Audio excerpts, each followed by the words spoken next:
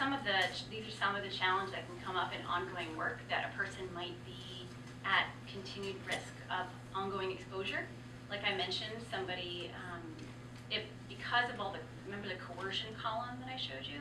Sometimes it can make it hard for people to get out of the situation, like the bottom bullet down there. Somebody might actually not want to leave the trafficking situation because of fear or confusion. So it can be hard to work with and support survivors. It can be confusing to know what's going to be safer. Is it really safer? You know, once I get used to one level of pain, my traffic situation, am I really going to change to a whole new life where I don't even know what that's going to bring to me? So it can be hard for people to exit their situations.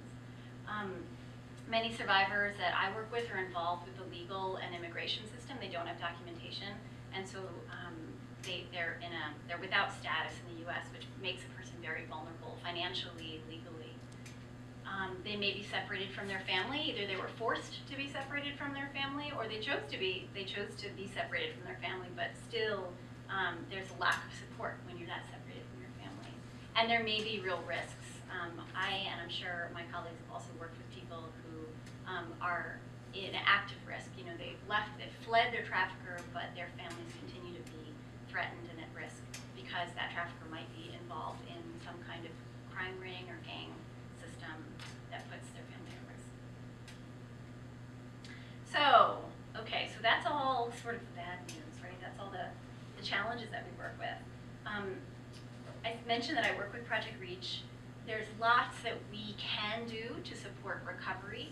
And I'm giving you the kind of mental health perspective to inform your thinking about also what can you do politically and in terms of advocacy and activism to work with and support survivors.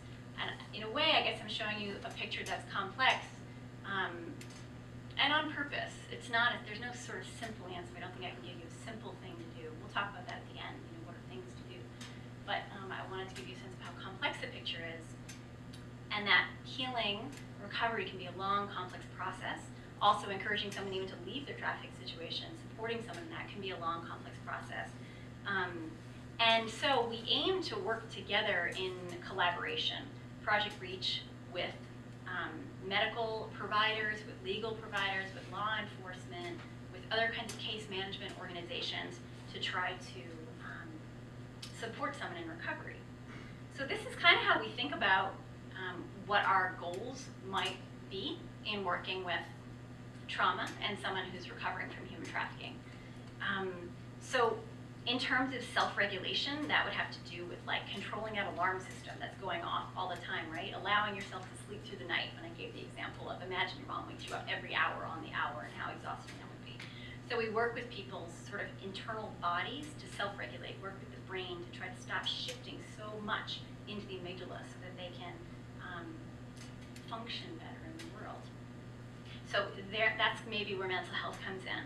Around safety, we try to stabilize people. So we might work with case managers, with housing support, because people will be temporarily homeless. So we work with sort of safe houses and other kinds of survivor services so a person can get some support and safety in their life. Regaining a sense of control is super important in the world. And maybe examples of that would be working with law enforcement, working with medical providers so they can have a sense of control over their own health. They may also be a parent, and so working to, you know, develop a greater sense of capacity and control with their child, if that's needed. And maybe working with immigration and attorneys also. Around trust and boundaries, you know, this is a big one, and we hope that it comes through in therapy. And there are other kinds of local agencies that have mentor groups, groups of people that had been trafficked and now are supporting survivors in teaching about healthy relationships and who to trust.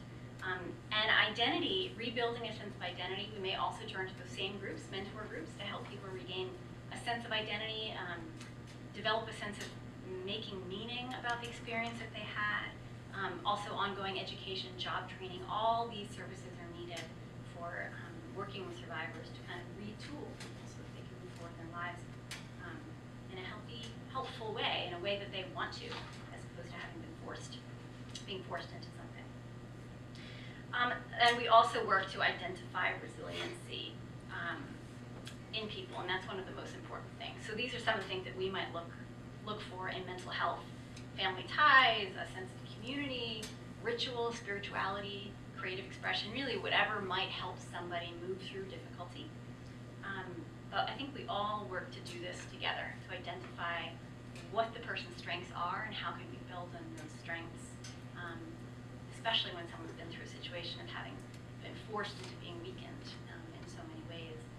But also, in order to survive, that person to even have made it and still be standing, that's an incredibly resilient person.